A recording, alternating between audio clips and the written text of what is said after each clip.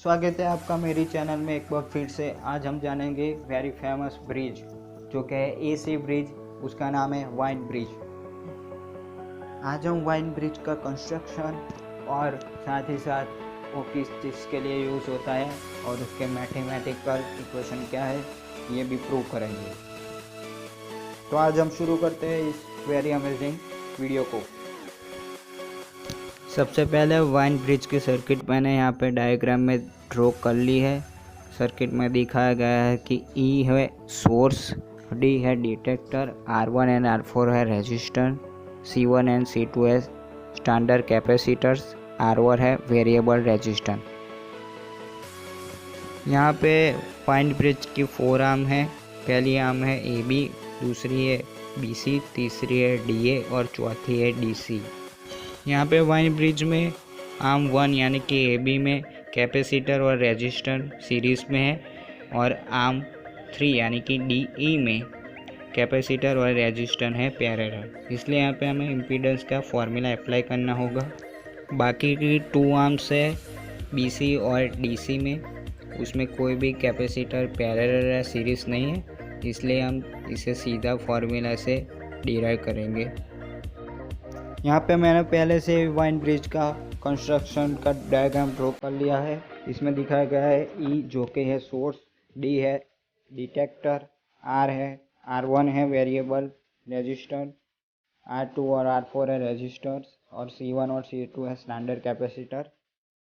Same bridge diagram, इसमें मैंने जो सोर्स है E उसका साइन लिया है AC, यानी कि ये AC ब्रिज है, इसलिए हमें इसकी साइन लेनी होगी AC। ये आपको ध्यान देने की बात है। Now the time of balance we have Z1 into Z4 is equal to Z2 into Z3। Z क्या है? Z है इम्पीडेंस, क्या होगा? Z2 upon Z4 is equal to Z1 upon Z3।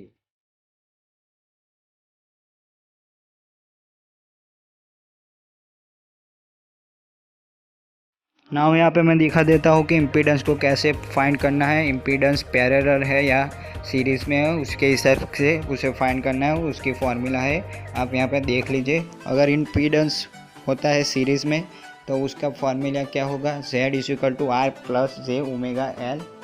और इसे दूसरी तरीके से कैसे लिखेंगे? Z is equal to R minus J upon omega L। अगर इम्पीडेंस हुआ पैरेलल, सो पैरेलल क्या होता? 1 upon Z is equal to 1 upon R plus 1 upon J omega C।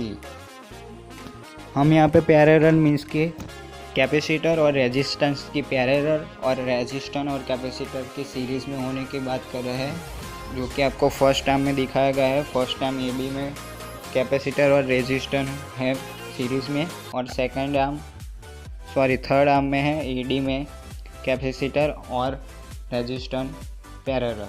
सो उस 2 आर्म के लिए हमने इम्पीडेंस का फॉर्मूला लिखा है। बाकी की 2 आर्म के लिए तो हम सेम ही लिखेंगे, Z2 is equal to R2 और Z4 is equal to R4। हम यहाँ पे आर्म 2 और आर्म 4 के लिए इम्पीडेंस का फॉर्मूला अप्लाई क्यों नहीं कर रहे हैं? क्योंकि यहाँ पे आर्म 2 और आर्म 4 में कोई भी कैपेसिटर रेजिस्टेंस के पैरेलल या सीरीज़ में नहीं है। जहाँ पे रेजिस्टेंस के पैरेलल या सीरीज़ में कोई भी कैपेसिटर होता है तो हम इसके लिए इम्पीडेंस का फॉर्मूला अप्लाई करते हैं।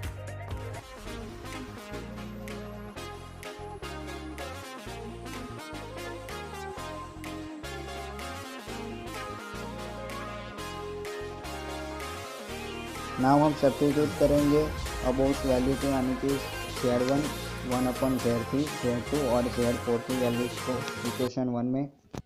सो वैल्यूज़ को पुट करने के बाद आपको कैसा इक्वेशन मिलेगा? R2 upon R4 is equal to R1 minus J upon omega C into 1 upon R3 plus J omega C3। ये आपको 2 ब्रैकेट में लिखना है।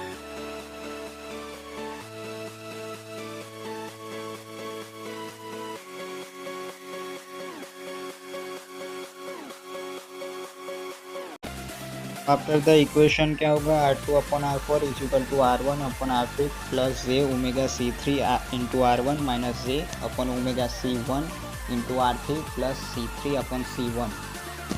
After some mathematical simplification or mathematical steps, you can derive R2 upon R4 is equal to R1 upon R3 plus C3 upon C1 plus J bracket omega C3 into R1 minus 1 upon omega C1 into C3. Now हम क्या करेंगे, equating the real and imaginary terms we obtain, यानी कि imaginary terms और जो real terms है उसे equate करेंगे, यानी कि जो इमेजिनरी और रियल टर्म्स है उसे लिखेंगे। सो यहाँ पे क्या हो गई, रियल टर्म्स यानी कि जो हमें ब्रिज में दिखाए गए हैं उसी का हम फॉर्मूला टर्म्स यूज़ करेंगे, यानी कि रेजिस्टेंस, कैपेसिटर।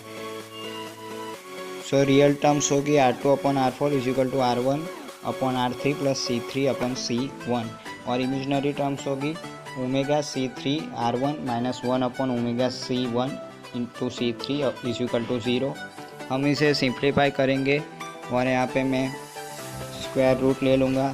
सो हमें लास्ट इक्वेशन मिलेगा omega is equal to 1 upon under root C1 into C3 into R1 into R3। हाँ, यहाँ पे ओमेगा का फॉर्मूला क्या है, omega is equal to 2 pi F. F क्या हो जाएगा, एफ होगा frequency.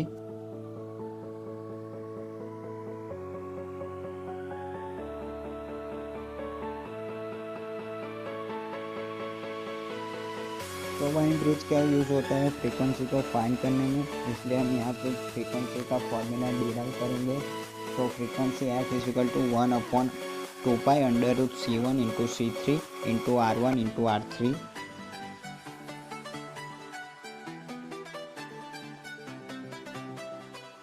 But in most Wien bridges the components are so chosen, यानी कि पहले से ही कंपोनेंट को चूज कर लेते हैं, इसलिए R1 is equal to R3 is equal to R और C1 is equal to C3 into C हम पुट करेंगे अपने इक्वेशन में। सो हमें F क्या मिलेगा, F is equal to 1 upon 2 pi under root R square into C square. So F is equal to 1 upon 2 pi into RC। So ये formula हो गई फ्रीक्वेंसी को फाइंड करने की। सो वाइन ब्रिज यूज होता है फ्रीक्वेंसी को फाइंड करने में। Also wine bridge use in finds application in audio and HF oscillators as the frequency determination eliminate.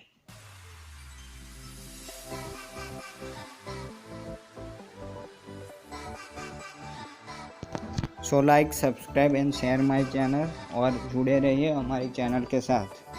Thanks for watching this video.